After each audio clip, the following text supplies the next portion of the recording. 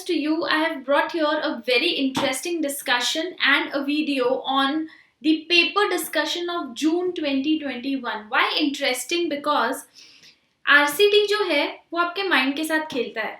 अगर आप इसके क्वेश्चंस देखोगे so usually I don't know why but people are confuse, students are confuse कि यार इसमें बहुत ज़्यादा केस लॉस पूछता है, बहुत ज़्यादा इनडायरेक्ट क्वेश्चंस पूछता है.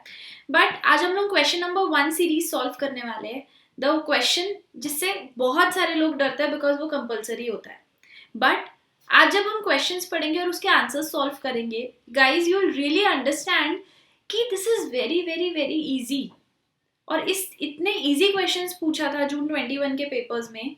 If you will see how we are going to solve it और कौन से chapter, I am going to tell you कौन से चैप्टर से वो रेलेवेंट क्वेश्चन है. मैं इवन आपको, जो स्टूडेंट्स मेरे देख रहे हैं जिनने मुझसे आरसीडी पढ़ा था, मैं आपको नोट्स भी दिखा दूंगी कि नोट्स में हमने वो चीज़ कहाँ पढ़ी थी.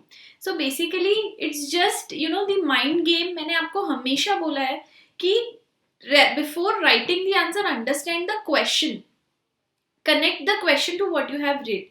ठीक है, केस लॉ देख के या बड़ा क्वेश्चन देख के डरने से बेटर है उसको रीड करो, उसको एनालाइज करो. बिकॉज द क्वेश्चन जो आज हम देखने वाले related to minority share holders, related to operation and mismanagement, the easiest and the most interesting chapters of RCD जो हमने स्टार्टिंग में ही पढ़ा है. 1 और 2 चैप्टर्स से ऑलमोस्ट 3 क्वेश्चन है क्वेश्चन नंबर 1 में, and then from chapter number 5. So let's go with the paper. I request you be with me in the end of the video. आपके at least आज 4 topics prepare हो जाएंगे जो अभी जून 22 के लिए prepare कर रहे हैं. And just analyze how the main thing is question और answers तो आपको पता चल ही जाएंगे. But the main thing is आप लोग किस तरीके से question analyze करते हो और फिर answer करते हो. Okay, so here I have put some guideline answers for you all plus the question which has been asked in the examination. Okay, so let's start with question number 1. We are going to discuss June 21 question paper. 4 questions मैं आपसे discuss करने वाली हूँ. The reason I'm not discussing the whole paper एक साथ is it would be too lengthy and I want to discuss each question in detail. That is why I'm discussing question wise, so that अगर आप रोज भी मेरा एक बार ये video देखोगे तो आपके एटलीस्ट पास्ट पेपर्स के हम लोग एटलीस्ट कोशिश करेंगे कि 3 साल के पेपर्स हम सॉल्व कर ले. So we are starting with this and I will take your 30 to 40 minutes, that's it. और उसमें हमारा पूरा पेपर डिस्कशन हो जाएगा. Okay, so let's go with question number 1, which is from chapter number 2. Okay, पहले question पढ़ते हैं and then analyze what is the exact section and the chapter number for this particular question. Rahul and Rachna are husband and wife. They incorporated a private limited company in the name of RR Industries Private Limited. अगर मैं आपको इसको simpler form में तोड़ के बताऊं, so Rahul and रचना ने एक company form किया. Okay, so here उन लोगों ने एक RR industries private limited form किया. The company was known as RR industries private limited. Just see with me how simple this question is. Now the paid up capital of the company was 50 lakh which they have contributed equally. The shares were held by them in their individual capacity. तो मैं ये बोल सकती हूँ अगर 25 lakh है, 50 lakh है, तो 25 lakh each I can write for as their paid up capital. इन्हें contribute किया. Okay, this is paid up capital. Now, the company's board of directors consists of 10 directors. Rachna was designated as MD and CEO of the company. Other directors were her mother, father and 2 brothers. Rahul's father and mother were also occupying the position of director. Okay, तो अगर मैं यहाँ पे position देखूं तो Rahul is just a share holder because directors में कौन थे? डायरेक्टर्स कंसिस्ट ऑफ रचना's mother, father and 2 brothers plus Rahul's mother plus Rahul's father. Okay, तो मिलके ये डायरेक्टर्स थे. ठीक है, and Rahul is just now a member of the company. Now let's see. The Rahul's father and mother were also occupying the position of director. Rest of the 3 directors were friends of Rachna's. Rahul's status was only as a shareholder of the company since he was engaged in the employment, occupying a good position there. वो already employment में था, इसलिए वो यहाँ पे director नहीं बनना चाहता था, क्योंकि already उसकी job चल रही थी और अच्छी job चल रही थी. That is why he didn't chose. और बाकी के जो 3 directors थे, that was Rachna's friends. F1, Rachna's friend 2 and Rachna's friend 3. तो यहाँ पे हमको एक सिनेरियो समझ में आ रहा है, ओके, कि आर इंडस्ट्रीज में ये this was the composition of the director and Rahul was only a share holder. Okay, now see how the case goes. After some time, due to some domestic issues, Rahul and Rachna got judicially separated. मतलब दोनों का divorce हो गया. After getting divorced from Rahul, Rachna expelled the mother and father of Rahul from occupying the position of directorship from the company and inducted her relatives as directors. Rachna now started playing with the funds of the company for her personal use. Rahul अभी भी share holder है, ध्यान रखना. लेकिन यहाँ पे रचना ने क्या किया? Rachna has just started in playing with the funds of the company और उसने राहुल के मदर एंड फादर को कंपनी से निकाल दिया और उसकी जगह अपने रिलेटिव्स को अपॉइंट कर लिया. So if we see here, यहाँ पे डायरेक्टर्स के कंपोजिशन में सिर्फ रचना के रिलेटिव्स, रचना के फ्रेंड्स एंड रचना के mother father and 2 brothers are in the directors position. Okay, and Rahul is still the share holders. अब यहाँ पे देखो क्या बोल रहा है. Now Rahul went to file an application with NCLT. Rahul tribunal के पास जा रहा है कि उसको क्या चाहिए? रिलीफ चाहिए for operation and mismanagement in the company, chapter number 2 of RCD. Whether Rahul can do so, quote the relevant provisions of the companies act. Now understand, ये 5 मार्क्स का इतना इजी और मजेदार क्वेश्चन है. यहाँ पे हमने क्या देखा कि Rahul is the share holder of the company. अगर मैं आपको याद दिलाऊं तो हमने ये चैप्टर नंबर 2 में पढ़ा था. If you remember, the section is section 241 subsection 1 and also subsection 2. इसमें हमने क्या देखा था कि अगर कंपनी कोई भी ऐसा काम करती है which is against the public interest, which is against और which is making the members और any class of members suffers, और ऐसे मटेरियल चेंजेस की वजह से कंपनी में कोई लॉस होने वाला है, किसी भी मेंबर को लॉस होने वाला है, तो कोई भी मेंबर क्या कर सकता है? एक्शन ले सकता है under the section 241, that is operation and mismanagement. Okay, मैं आपको नोट से दिखा देती हूँ. ये मैंने आपको बताया था बेटा 241 में हमने क्या देखा था? 241 में first, when the affairs of the company have been और are conducted in a manner. पहले ये समझ लो, फिर मैं आपको ये भी बताऊंगी कि आंसर कैसे लिखना है. ओके, तो मेंबर क्या कर सकता है? वो एनसीएलटी को अप्लाई कर सकता है. कौन से केस में? अगर कंपनी के जो अफेयर्स है, कंपनी का जो काम है वो ऐसा है जिसकी वजह से it is the suffering to public interest, prejudicial to public interest, harm हो रहा है पब्लिक को, ठीक है, या फिर ऑपरेसिव, कोई मेंबर को नीचा दिखाया जा रहा है, कोई मेंबर को हार्म किया जा रहा है, या कोई मेंबर के राइट्स सफर्ड हो रहे हैं, या it is companies loss, company में कुछ गलत हो रहा है और ऐसे कोई चेंजेस किए जाते हैं कंपनी में, कोई material change in the affairs of the company which is again company के लिए लॉस है और किसी भी मेंबर या क्लास ऑफ मेंबर्स के लिए लॉस है. We can say minority share holders और the shareholders having less share capital. इस केस में मैंने एक चार्ट आपको बना के दिया था कि there is the right of the members to apply to NCLT. किस केस में वो कर सकते हैं? देयर इज अ कंडीशन की वो किस तरीके से अप्लाई कर सकते हैं. अगर कंपनी इंक्लूडिंग शेयर कैपिटल, यहाँ पे जैसे आप देख रहे हो शेयर कैपिटल था, तो यहाँ पे नॉट लेस देन 100 मेंबर्स और which is 1/10 of total members. जितने भी मेंबर्स हैं उनका 1/10 या 100 मेंबर्स, विच एवर इज, यहाँ मैं लिख देती हूँ, of members which ever is less, whichever is less. So you must note here, अगर आप कनेक्ट कर पा रहे हो तो यहाँ पे Rahul is the shareholder having 1/10 of the issued capital of the company. बस इसकी एक ही कंडीशन हमको याद रखनी है, जो भी अप्लाई कर रहा है एनसीएलटी को, जो भी एक्शन ले रहा है, उसके शेयर्स कॉल्स ड्यू अनपेड नहीं होने चाहिए. The call must be fully paid. Okay, the call must be fully paid, जो भी कॉल्स बुलाएगा ये कंपनी से वो पूरे पेड होने चाहिए, उसके बैड डेट्स या फिर वो डिफॉल्टर नहीं होना चाहिए। अगर he is not a defaulter तो ऑब्वियसली 100 मेंबर्स या फिर 1/10 of the total number of members which ever is less. अब देखो, या फिर और there is also a condition जो हम यहाँ पे कनेक्ट कर सकते हैं केस से, दैट अगर किसी मेंबर के पास एक पर्टिकुलर एक मेंबर या किसी मेंबर्स ग्रुप ऑफ मेंबर्स या एक मेंबर्स के पास 1/10 ऑफ इशूड शेयर कैपिटल होगा कंपनी का, तो भी वो कर सकता है। That is 1/10 of issued capital of the company. तो अगर आप यहाँ पे देखो इशूड कैपिटल में से आधा किसका है, राहुल का है, तो वो डेफिनेटली जाकर केस कर सकता है। Yes, I hope you can connect. और मैं यहाँ पे आपको दिखा देती हूँ बेटा आंसर कैसे लिखना है। आंसर इस तरीके से लिखना है। सबसे पहले तो आप वो चार्ट मेंशन करोगे, मैंने मेरे नोट्स में चार्ट फॉर्म्स में दिए है, तो अगर आप ऐसे नहीं लिख पाओगे तो आप एग्जैक्टली ऐसे भी लिख सकते हो एग्जाम में। दैट इज आप ये चार्ट भी बना सकते हो, it is equal to answer. That clearly यहाँ पे मेंशन करो कि सेक्शन 241 जो है वो मेंबर्स को राइट देता है, और it is under that section की अफेयर्स ऑफ द कंपनी जो है अगर prejudicial to public interest point number 1, oppressive हो रहा है मेंबर्स को पॉइंट नंबर 2, या फिर it is interest of the company के अगेंस्ट है point number 3।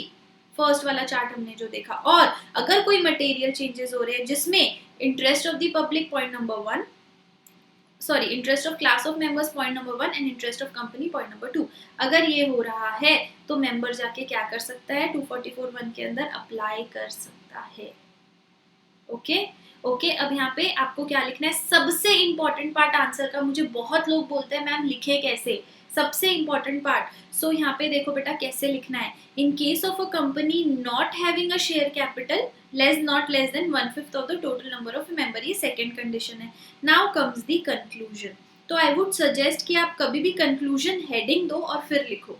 Okay, so there are only 2 share holders in the company, सिर्फ 2 शेयर होल्डर्स है, एक रचना और एक राहुल। अब राहुल केस करना चाहता है, सो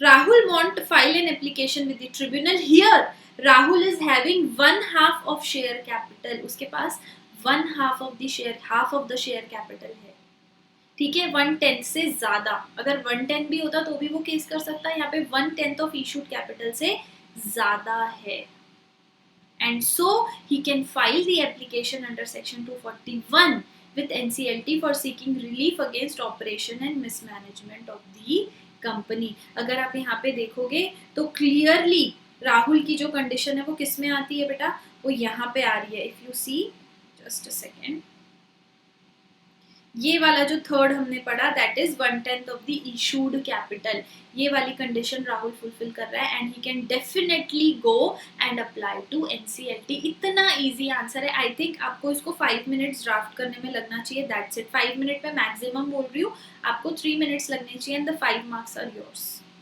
5 मार्क्स का इतना ईजी क्वेश्चन है, इतना ईजी क्वेश्चन है।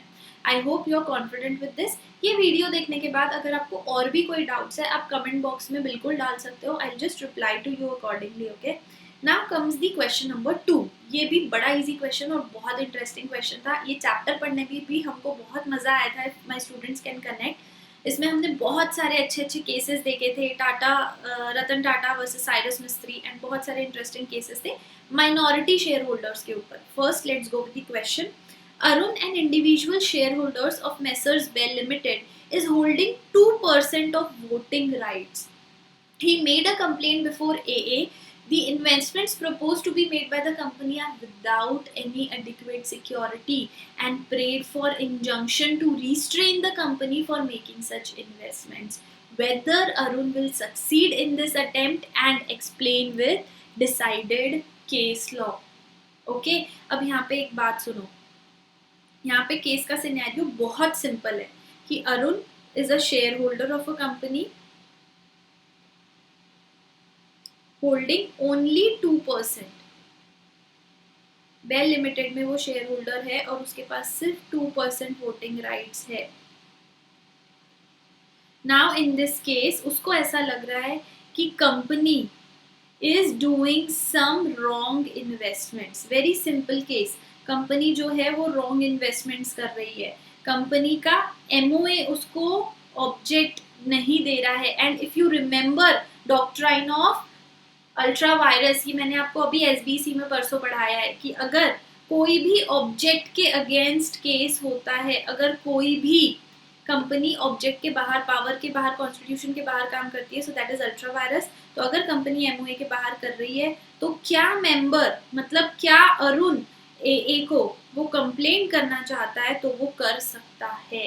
So the whole question is about can Varun complain to A. Okay, तो हमको इसका सिनेरियो दिखाना है। This question is from chapter number 1, जो हमने सबसे पहला चैप्टर पढ़ा था, that is minority share holders. If you remember, उसमें हमने एक बहुत इंटरेस्टिंग केस लॉ पढ़ा था, Bharat insurance limited and Kanhaiya Lal. अगर आपको याद है, मैंने इसको पूरा आपको आंसर फॉर्म में दिया है नोट्स में। Power of the company, plaintiff ने क्या बोला, कोर्ट ने क्या बोला, और कंक्लूजन। आप एग्जैक्टली ऐसा ही लिख सकते हो, आप एग्जैक्टली ऐसा ही लिख सकते हो। इफ यू रिमेंबर, हमने पढ़ा था फॉस वर्सेस हार्बरटॉल, राइट? ये वाला क्या था, ये वाला रूल क्या था कि कोर्ट क्या करेगा, इंटरनल मैटर में कंपनी के इन्वॉल्व नहीं होगा। लेकिन इसके कुछ एक्सेप्शंस बनाए गए थे, जिसका फर्स्ट था अल्ट्रा वायरस एक्ट। इसमें से ये क्वेश्चन आपको पूछा गया है कि अगर कोई कंपनी का डायरेक्टर इन्वेस्टमेंट या एमओए के बाहर काम करता है, इलीगल या अल्ट्रा वायरस ट्रांजैक्शन करता है कंपनी के, सो इन सच केस शेयर होल्डर के पास राइट है कि वो जाके एए पे एक्शन ले सकता है।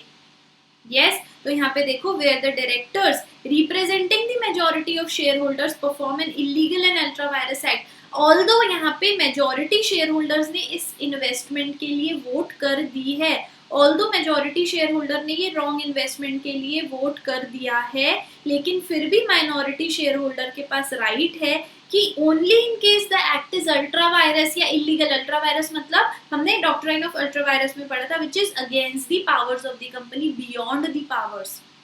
ऑब्जेक्ट में है ही नहीं कंपनी के कि वो इन्वेस्टमेंट कर सकता है और वो कर रहा है ही नहीं कि वो लोन दे सकता है, वो दे रहा है। इन दिस केस ये कॉन्ट्रैक्ट ही इनवैलिड है। ओके, सो बस उसी से रिलेटेड ये बहुत ही इंटरेस्टिंग क्वेश्चन है। इसका आंसर कैसे लिखना है वो मैं बताती हूँ, बट एक बार आप यहाँ पे केस लॉ देख लो। अगर आपने मेरे नोट्स पढ़े होंगे तो उसमें मैंने आपको आंसर फॉर्म में ही दिया है एग्जैक्टली लिखना कैसे है। Okay, now see here, powers of the company. One of the objects of the company was to advance the money into interest on the security of land, houses, machinery and other property situated in India। Company का object क्या बोलता है कि company क्या कर सकती है, money advance कर सकती है, security, houses, machinery and other advancement, ठीक है, इंटरेस्ट पे।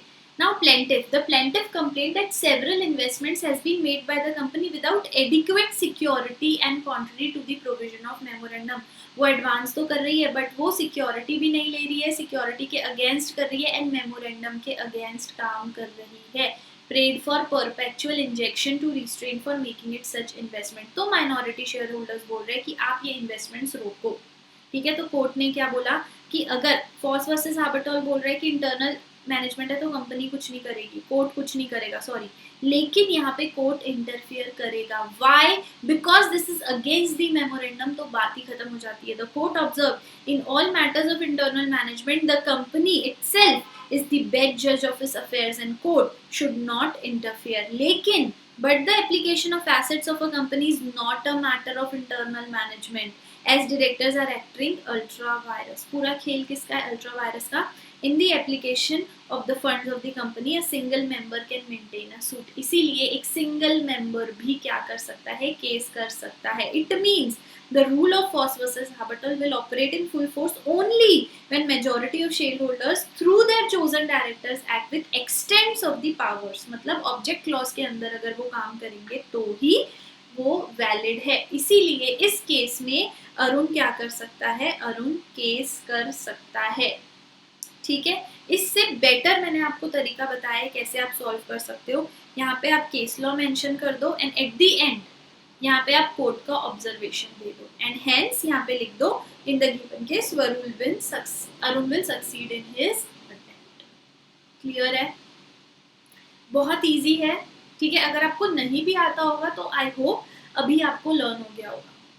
Okay, because see the most important thing why I am discussing this is because resolution of corporate disputes में बहुत काफ़ी सारे हमने केस लॉस पढ़े हैं, काफ़ी सारे इंटरेस्टिंग मैटर्स हमने पढ़े हैं, बट इसको प्रेजेंट कैसे करना ना, that is one of the most important thing. और आपको मज़ा आना चाहिए. See, unless and until you don't know the logic, you're not going to enjoy. So definitely teaching is one part, learning is one part, but getting the logic, getting the interest is another. तो वो आपको खुद लाना पड़ेगा, because अगर आप learn करने के बेसिस में, not only in my subjects but in every subject in full CS syllabus, अगर आप बेटा सिर्फ लर्न करने के मोटिव से पढ़ोगे तो आप कभी सक्सीड नहीं होंगे, लेकिन अगर आप लॉजिक से पढ़ोगे तो आप कभी ये भूलोगे भी नहीं.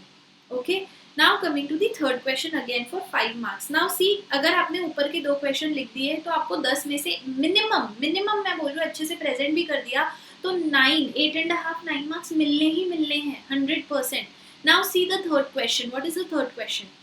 The Registrar of Companies Mumbai sent an order to Messrs LRM Container Services Limited that it would conduct investigation relating to financial matters. ROC के पास राइट है कि वो कोई भी मैटर्स पे क्या कर सकता है, कोई भी मैटर्स पे इन्वेस्टिगेट कर सकता है. तो उसने मेसर्स LRM को बोला कि मैं आपके इन्वेस्टिगेशन करूंगा, पर्टिकुलर कौन से डिपार्टमेंट में, फिनेंस डिपार्टमेंट में, फिनेंशियल मैटर्स पे. ओके, इसके बाद क्या हुआ? The management of the company internal discussions terminated its finance head and 3 more employees of the finance accounts department as they were in charge of department of the company during the set period.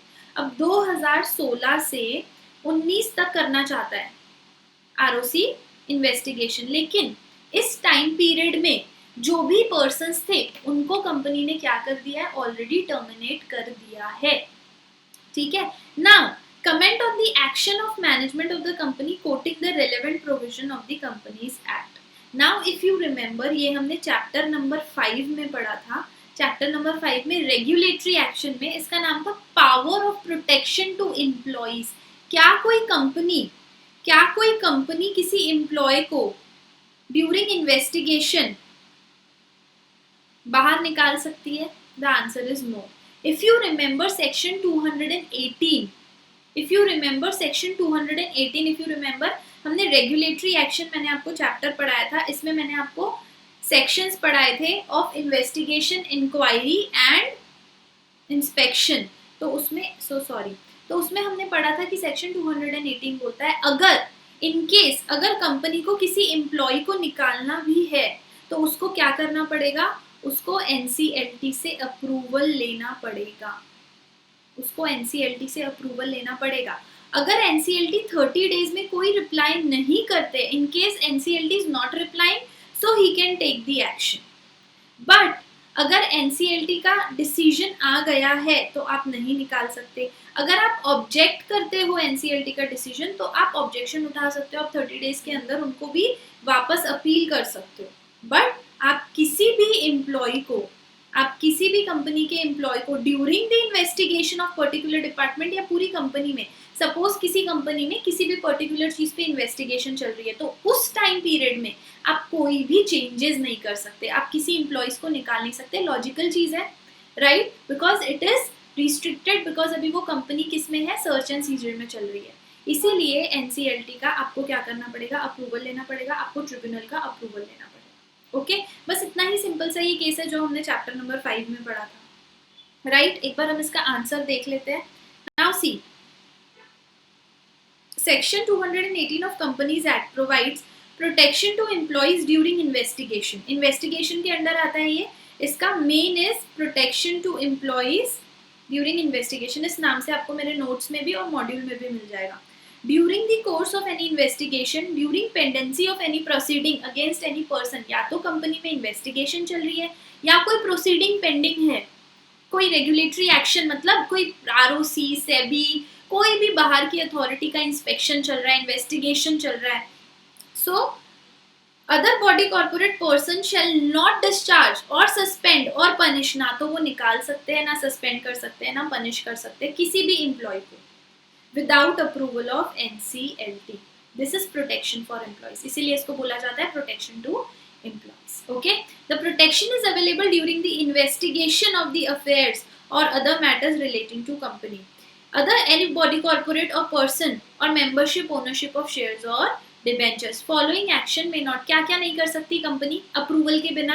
किसी member को discharge नहीं कर सकती, suspend नहीं कर सकती, ठीक है, किसी एम्प्लॉय को पनिश नहीं कर सकती, चाहे वो रिमूवल और रिडक्शन इन रैंक, अदरवाइज उसको डिमोट कर दिया, प्रमोशन नहीं दिया, या उसकी सैलरी कम कर दी, या उसको रिमूव कर दिया कुछ दिनों के लिए, आप ये सब नहीं कर सकते. To change the terms of employment to his disadvantage, उसकी टर्म्स चेंज कर दी, राइट, ये सब आप नहीं कर सकते. अगर एप्लीकेंट को 30 डेज में रिप्लाई नहीं मिला, मतलब सपोज कंपनी ने एनसीएलटी से अप्रूवल मांगी, एनसीएलटी ने 30 डेज में रिप्लाई नहीं किया, फिर वो कर सकता है. Only then the applicant concern में proceed to take action against the employee. तो फिर वो, मैंने आपको जैसे अभी बताया कि अगर 30 डेज में रिप्लाई नहीं आता तो फिर आप कर सकते हो. Okay, now C, if the applicant is dissatisfied with objection rate by NCLT, अगर उसको लगता है कि नहीं एनसीएलटी ने गलत डिसीजन दिया है, तो वो 30 डेज के अंदर ऑब्जेक्शन उठा, of the notice of objection एक अपील फाइल कर सकता है टू अपेलेट ट्रिब्यूनल. ऑब्वियसली अगर आप, यहाँ पे मैंने आपको क्या बोला, अगर उसने डिसीजन दिया तो आप 30 डेज के अंदर क्या कर सकते हो, अपील कर सकते हो. किसको करोगे आप? NCLT, national company law appellate tribunal. NCLT को आपने अप्रूवल मांगा, उसके डिसीजन से आप ऑफेंड हुए, उसके बाद आपने अपेलेट ट्रिब्यूनल को अपील किया. ओके ओके, और जो अपेलेट ट्रिब्यूनल डिसीजन देगा, the decision of appellate tribunal on such appeal shall be final and binding on the parties concerned. Okay, hence in the given case management should not outrightly terminated the concerned head of finance department and its employees. The company should have sought the prior approval of NCLT. इस case में ये लिखना बहुत जरूरी है बेटा, ठीक है. भले आप प्रोविजंस लिख दो, प्लीज अंडरस्टैंड माय पॉइंट, भले आप प्रोविजन लिख दो, लेकिन प्रोविजन लिखने के बाद आपको कंक्लूजन, इसीलिए जो आपको क्वेश्चन पूछा है ये लिखना बहुत जरूरी है. Why I am saying this is, I have seen the checked papers, और उसमें बच्चे मुझे बोलते हैं मैम हमने पूरा लिख के आया बट मुझे आंसर नहीं मिला. मैंने बोला चेक शीट लेकर आओ. उन्हें चेक शीट बुलवाई. After 15-20 days they show me the sheet. उसमें उन्होंने ये पूरा लिखा, यहाँ से यहाँ तक पूरा प्रोविजन लिखा, but they are not writing the conclusion. तो वही तो हमको क्वेश्चन पूछा है ना कि इस केस में क्या होगा, क्या कंपनी उसको एक्सपेल कर सकती है. सो यहाँ पे we have to write no. Okay, so hence in the given case management should not rightly terminate the concerned head of finance department and its employees जब तक कंपनी क्या नहीं कर लेती, prior approval of NCLT नहीं ले लेती.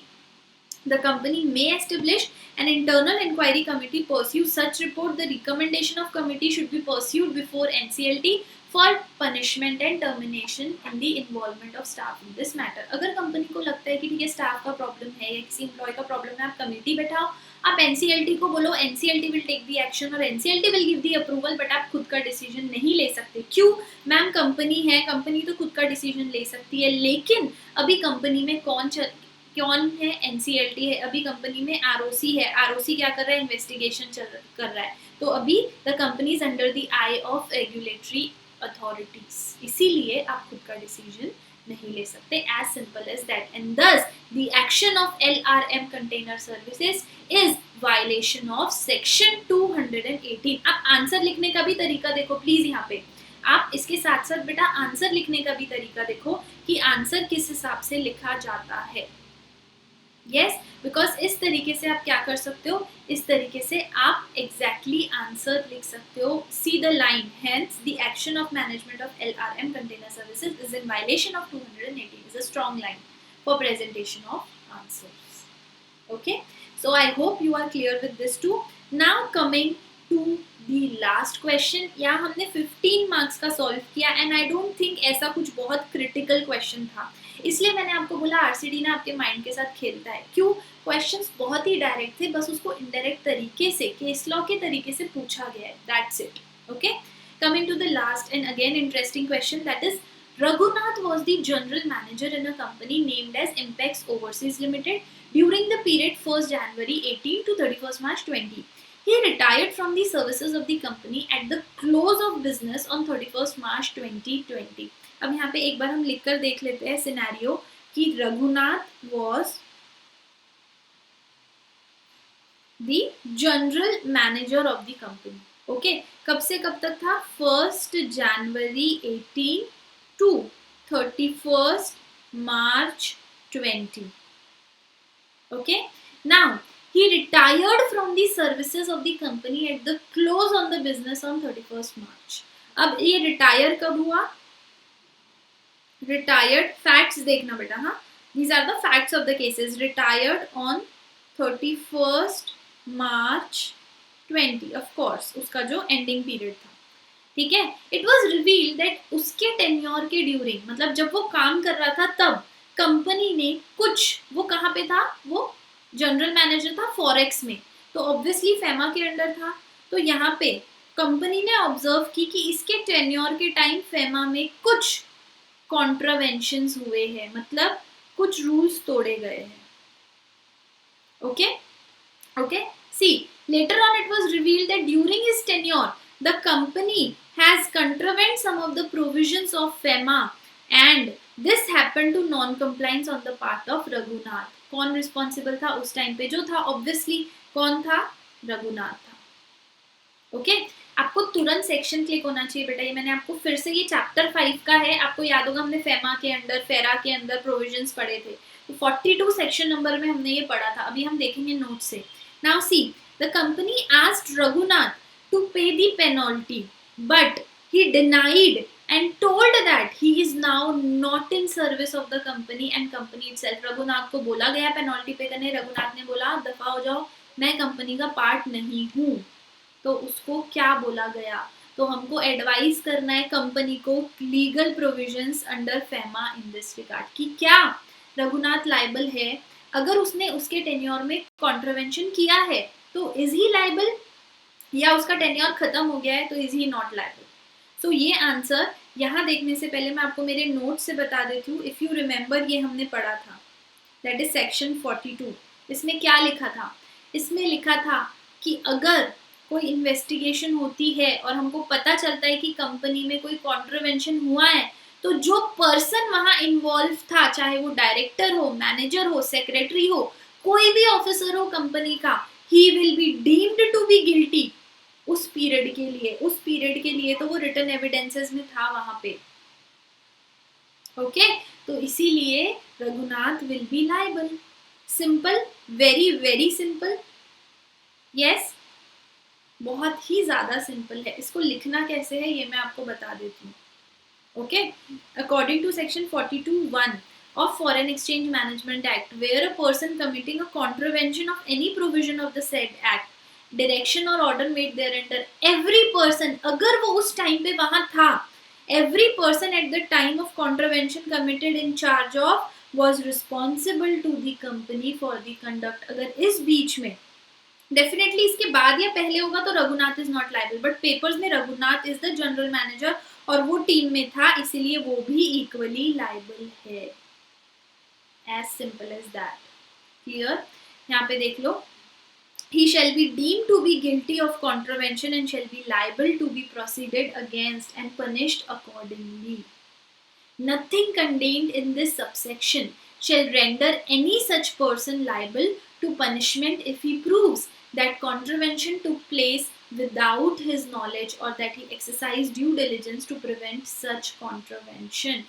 यहाँ पे कोई भी person वो punishment में अगर वो proof कर देता है कि नहीं, उसका नॉलेज नहीं था या जो भी था, इट इज नॉट एप्लीकेबल. ठीक है. बट अगर obviously he is unaware of the fact, तो फिर उसको अपॉर्चुनिटी ऑफ बीइंग हर्ट दी जाएगी, but that is another case. Okay. और सेक्शन 42(2) क्या बोलता है? अगर कोई कॉन्ट्रवेंशन किसी भी पर्सन ने किया है उसके प्रेजेंस में, सो ही इज लायबल. चाहे जैसे अभी मैंने आपको बोला, चाहे वो डायरेक्टर हो, मैनेजर हो, सेक्रेटरी हो, या कोई भी ऑफिसर हो कंपनी का, he will be guilty of the contravention and liable to be proceeded against, punished accordingly. Okay. इसीलिए the main answer is here. The main answer is here. इसीलिए what is the conclusion? ध्यान दो यहाँ पे. What is the conclusion? Thus, as per the above provisions, since Raghunath was in charge of Forex division at the time of occurrence of the contravention and it happened on account of his negligence, वो वहाँ पे था और उसकी नजरअंदाज की वजह से, उसकी लापरवाही की वजह से अगर ये चीज हुई है, so he is liable with the company to be proceed against and punished under the provisions of FEMA. Clear, easy, कुछ भी यहाँ रॉकेट साइंस नहीं है. And accordingly Raghunath shall be liable to pay the penalty. बेटा मैं फिर से remind कर रही हूँ, जरूर लिखना कंक्लूजन, उसके बिना आपको conclusion includes 2 marks of the answers, उसके बिना आपको मार्क्स नहीं मिलेंगे. Leviable on him by the appropriate authority. However, as regards the penalty leviable separately on the company, the same cannot be recovered from Raghunath. ऐसा नहीं हो सकता कि अगर सपोज रघुनाथ की वजह से सपोज 1 crore की पेनल्टी लगी है, तो उसमें से रघुनाथ को लगा है 20 lakhs का, ठीक है, तो बाकी के 80 lakhs कंपनी देगी. कंपनी नहीं बोलेगी नहीं तेरी वजह से हुआ तू दे. No, it is not possible. Company की अलग पेनल्टी होगी, रघुनाथ की अलग पेनल्टी होगी, except in accordance with the terms of his employment agreement, because section 42 clearly holds the company as well as separately liable for the penalty. company separately liable है and Raghunath separately liable. simple simple.